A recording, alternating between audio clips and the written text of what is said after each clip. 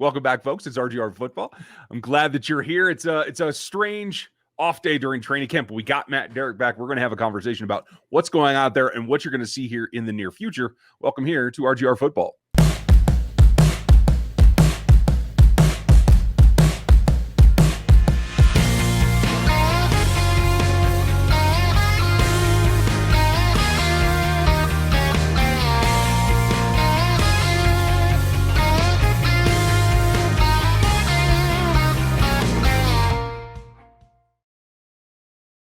Mr. Matt Derrick, Chiefs editor in large and at large, I guess we'll put it that way, at ChiefsDigest.com. How are you?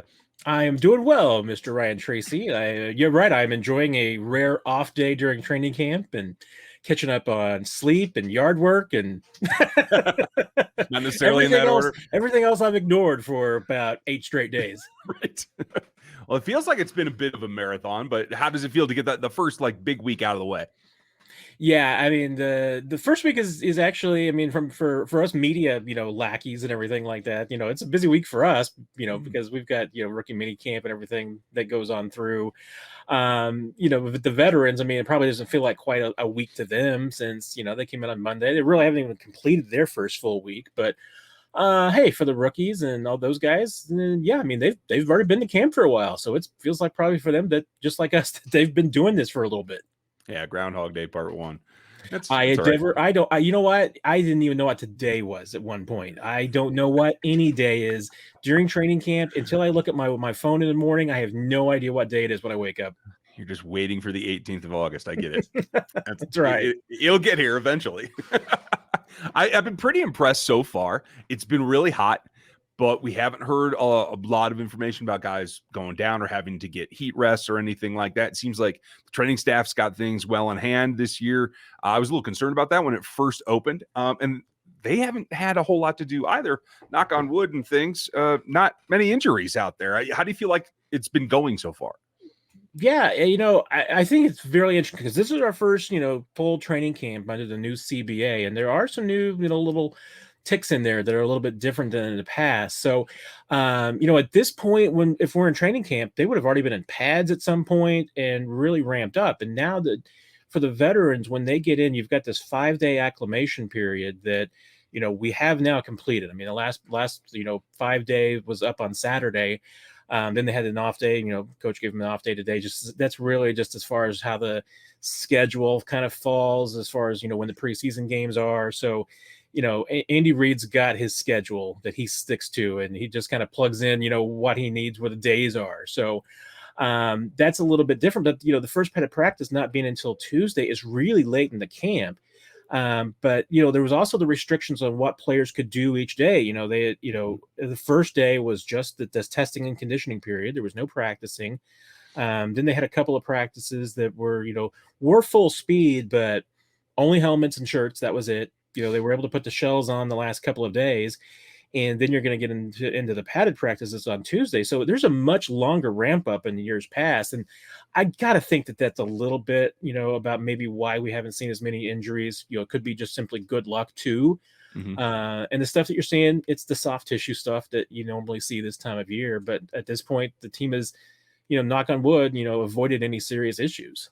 Yeah, I think it's been a real positive. Maybe it feels like they're behind some of them. I know on Andy's day off, they're probably all in the film room trying to put things together about what they're going to tweak this coming week, about who's going to get some reps where. But to wrap up the week, Saturday practice, I thought there were some interesting things there. Mike Remmers was back spasms, right? Nothing to be too concerned about. No, I mean, hey, I've always been the one that says, hey, when you hear back an offensive line, that's always a little bit of a concern. But yeah, I'm not reading too much into it at this point. Guys are getting back spasms. I mean, it's going to be a little bit of just that's a natural injury this time of year. Backs, hamstrings, those are going to happen. So until it's something that keeps a guy out for 3 or 4 days, no, that's not a concern. It's nothing to be worried about. Yeah. And I think the heat actually exacerbates some of the back things a little bit because they're small volume muscles that take beating in this kind of thing. But interesting thing is we heard Lucas Niang got some reps with the ones there on the right-hand side. He's been on the left with the twos so far until Saturday. I didn't get a chance to see much from practice. So overall, how did you think those three rookies look together? Yeah, it was kind of hard to figure out on Saturday because with the weather it was a little bit tricky. I mean there was rain that day, so I'm one of these guys. I'm like, hey, I can't tell anything on offensive line until they start hitting for real. But you are seeing signs of this offensive line, really coming up with an attitude, and I think kind of declaring themselves during this training camp. There's good and bad. I mean, and they're going to have good and bad moments when you're going up against guys like Chris Jones and Frank Clark. Chris Jones having a really good camp. I mean, on skin, I mean, a guy that I think we need to see when the pads come on, but it's been in the backfield a lot. So hard to tell if that's Chris Jones or that's the offensive line. But I think it's a good indication that, with the work that Niang is doing on both the left and the right side, I mean, I think that's a pretty good indication that the Chiefs are pretty comfortable going into the season with him being their swing tackle. I know there'd be some folks that'd be glad to see him on the right side as the starter. And as much as Andy Reid talked about how that, hey, he'd be willing to play some rookies on the offensive line and has done it before, I still think that they're really, really hesitant that unless they have to, they don't want to have three rookies lining up together. I think they still would like to have veterans bookending them just to give them a little bit of support.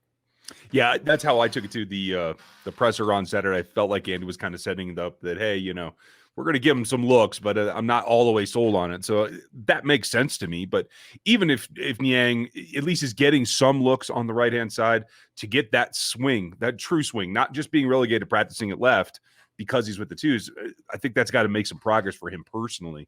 And maybe the maturity aspect comes into it. I found it interesting that Laurent Duvernay Tardif was one of the guys at the presser. He had some interesting things to say about how he's been welcomed back.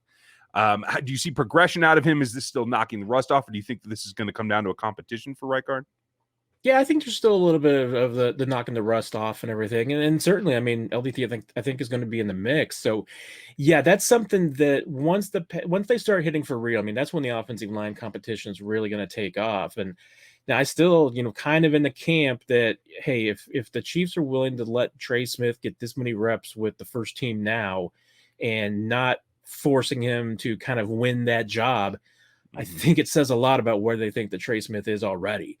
And you've seen it. I mean, we've seen it in the training camp practices. I mean, yeah, they're just in shirts and helmets, and last couple of days in the shells too. But you can see Trey Smith's playing out there with a nasty edge. I mean, I know there's been some videos out there, of some pancakes and things that have been going on, even when you're not supposed to be knocking people down.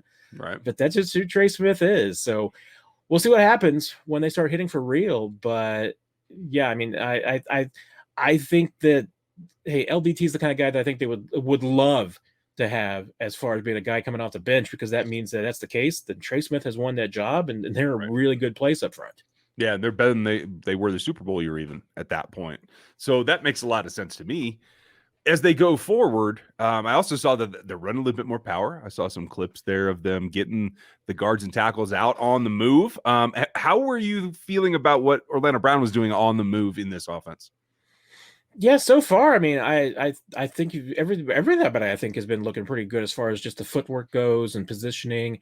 Yeah, I mean, at this point, we're not necessarily talking about a huge part about technique and all that kind of stuff. I mean, that's the hard part for the offensive line guys right now is they're not playing full go. I mean, as much as we say this is a full speed practice, it's a full speed practice for the skill guys. And maybe it's a full speed practice a little bit even for the defensive line guys, but the offensive line guys, they can't get physical. They can't get their hands going and everything. They can't really start driving yet. So hard to tell, but I mean, I think that the positioning, I think, and everything's been good. We've seen the team working on everything. I mean, we've seen some power stuff. We've seen still doing some of their pet outside zone stuff. Seen a lot of the screen game, and in that case, I mean, we've seen the offensive line moving around pretty well. So I think positioning at this point, which is I think the best thing that you can tell. I mean, yeah, if it seems like this line's coming together, and Orlando Brown, absolutely. I mean, it has not at this point. You're not hearing his name called a lot, which is good, because the only time that you're calling an offensive line guy right now is when he just gets totally beaten, overwhelmed. Yeah, I like that. I'm actually a little surprised. I thought they would go away from the screen game a little bit, just because these aren't the same caliber of speed of athlete, but they're more functional. They're powerful. I think when you compare them to lines of the past, especially 19, 18, 16 as well. Does that surprise you? Does this look like a staple, maybe more so than even we saw last year? Well, it's interesting because I think the Chiefs are going to throw the ball a lot to the running backs still. I'm just curious about how much of it really is going to be part of the screen game, because I think that, we've also seen them get the ball to the running backs in a lot of other different ways. And between Clyde Edwards-Helaire and Jerrick McKinnon specifically, I think they want to get those guys the ball out in space a little bit, get into them out in the perimeter. And so, yeah, maybe we may see more balls going to guys out of the backfield, but maybe it won't be the screen game. Maybe it will be a little bit different. But you're seeing, I mean, Greg Lewis is working with that running back group, and you can see him working with these guys on their route running and the passing game. And I think that's another indication that tells me that, hey, they're really trying to develop this running back group as a bigger part of the passing game. And I do think that's probably screen game's going to be a part of it. That's what Andy Reid does. He's really good at screens, but I think they're going to try to find some other ways to get the ball to guys out of the backfield. I'm looking forward to that. And I know a lot of fans are kind of surprised at the process of Jerrick McKinnon coming up. And I do think that is a three-headed monster.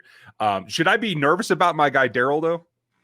I don't think so. I mean, at this point, McKinnon has been running as basically the number 3 guy.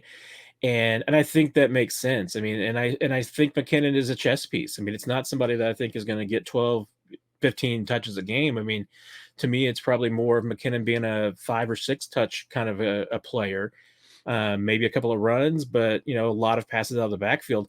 Daryl's still going to be the guy that does everything. I mean, he's going to be the guy that blocks. He's going to be the guy that backs up, is the true backup behind Clyde. He's still going to catch the ball out of the backfield. So no, don't worry, Darryl. Nothing's happening to Dirty Darryl. Okay, good for him. I'm glad to hear that. On the other side of the ball, I'm happily finding out that it looks like there's a little more leeway in the linebacker group than maybe we had thought before. I know Hitch has been out, and so it's given some opportunities. Neiman came up though, and I don't think it's a serious injury with him either. As I understand it, you probably know more about that than I, but how concerned are you about the injury and then the result of getting some calls out of Willie Gay and Nick Bolton? How did you think it went? Yeah, really, with quickly with Hitchens and Neiman, not concerned at all. I mean, Hitch has been out in the field the last couple of days, a lot of time in the not the medical tent, but the training tent, working on weights and everything, and he's been out on the field too. So, and when Neiman, tweaked his hamstring, I mean, he walked back up the hill to the locker room on his own. So no cart involved. That's a really good sign. But yeah, they're, with those 2 guys out on Saturday, they honestly were getting a lot of experience for different guys calling plays. Willie Gay had the green dot a couple of times. Darius Harris had the green dot a little bit with the ones, and Nick Bolton did too. But Bolton, they're getting him a ton of experience, calling plays and being that Mike guy on the 2s and 3s. Normally a guy with like Bolton, who is, he's getting some first team reps, but that's with Hitchens and Neiman, still being the guy in the middle, making the calls. And Bolton is, been more of a 4-3, guy. I mean, he and Neiman have been kind of changing off. Willie Gay's consistent, Gay and Hitchens out there as much as they can possibly be. Neiman backing up Hitchens, Neiman's, being a little bit of a 4-3 guy, but sharing that with Bolton as well. But then Bolton has been basically the Mike calling the plays on the 2s and the 3s. Okay. So he's getting a lot of snaps. And I'll tell you what, I know going back over the other side of the ball, there's 2 guys getting a ton of snaps with this team on teams 1 through 3. It's Noah Gray and it's Nick Bolton. Okay. Those 2 guys are, I think, going to see some time this year. Yeah, I know a lot of folks are starting to get concerned about the hype about Noah Gray, and I don't know that it's necessarily hype at this point. It's the fact that he's getting all this time and all these targets. And when Travis has a reason to take a day or 2 off, it's pretty natural to get a little bit excited about how much he can get exposed to the rest of the offense that maybe he isn't in on the main package when Travis is on the field. So it goes to my mind that that's a nice, well-rounded foundation that Noah Gray looks to be a guy that can contribute early and probably all year long. Yeah, my concern with Noah Gray from the draft day on was, is he too small? Does he really have, can he play a little bit bigger at this level? Not that it's 6'3" and, a little undersized that you can't be an effective tight end. I mean, I've told you guys before. I mean, Brett Veach has been looking for his Trey Burton. and guys like Evan Ingram that are a little bit smaller. I mean, they've been successful, so it can be done. At this point, Noah Gray has looked fantastic in camp. I mean, between mini camp and then coming in when the vets got here, and clearly the Chiefs are giving him a ton of snaps because he's not just getting reps with the ones. Like I said, it's with the twos and the threes as well, just to get him as many repetitions as possible. So if they're doing that, I mean, it's because they're going to use Noah Gray this year. And he's done everything. I mean, he's shown good hands. He's shown good route running. I mean, to me, the next big test is going to be when the pads come on and the game gets a little bit more physical. How does he hold up? And, you know, that's the next big test.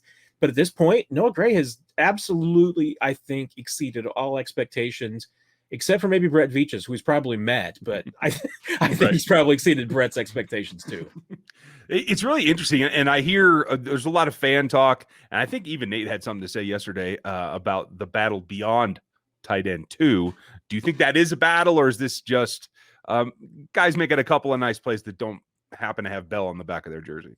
Yeah, it's a really interesting competition because, you know, and that's something that will come into play. I mean, when we're talking about getting the pads on, you know, with tight end, I mean, Blake Bell is there because they know he's a guy that can block and, you know, hey, occasionally catch a pass when you need to, but he's really there to be the more physical linebacker presence. The question is going to be, can a Noah Gray, the Jody Fortson do that too? That's the big test. And, you know, hey, Noah Gray's not going anywhere. I think Blake Bell is going to be on this team. So there's 3 spots tied up already. Is there a 4th spot for Jody Fortson, whom at this point has, you know, I mean, pretty much a, you know, pass first tight end? Remains to be seen. He's gotten a handful of looks with the ones.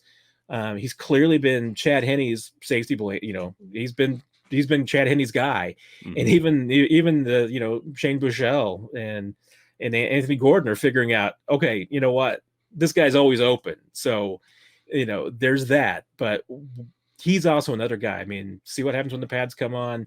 It's going to be tough. I don't know how much there is a competition because 3 guys I think are going to make that team. And I just see it being really hard for Fortson to dislodge one of those. But if he does, the only one he can beat out for the job is Blake Bell. And to do that, you got to block. And so for you, it really is the blocking aspect of it. Cause I had been theorizing that if you do well enough as an offensive weapon in the pass game, can you surpass your inability to block as well? Is that enough of a balance on the sheet? But evidently, no, it needs to be on the blocking as the only guy, right? Well, I mean, to me, it's going to become a numbers game, you know, based on some of the other positions as well. I mean, I think, you know, at minimum, the Chiefs are going to be keeping 4 running backs, you know, and that's throwing in Michael Burton as one of those.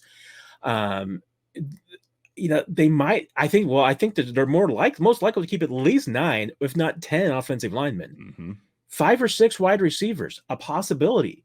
You start throwing those numbers together and then keeping a 4th tight end just becomes really, really difficult. And, you know, hey, Travis Kelce is a much better blocker than people give him credit for, but you still want to be able to take, you know, a load off of him. So if you're going to have, you know, 2 tight ends behind Travis Kelce, one of them has to be somebody who can block. Yeah. I'm with you. We'll see what happens. The practice squad is still a good place to live if you're just on that edge. And I'm interested too, what you said about Willie Gay out there as much as possible. That tells me that maybe this might be a year where we see them shift back to more of a traditional nickel, where they have 2 actual linebackers on the field and not try to drop Dan Sorensen down into the box so often. Does that look early like what maybe we might see? You know, it has been because, you know, we haven't necessarily seen a ton of those looks, you know, with 3 safeties on the field with Sorensen in the box.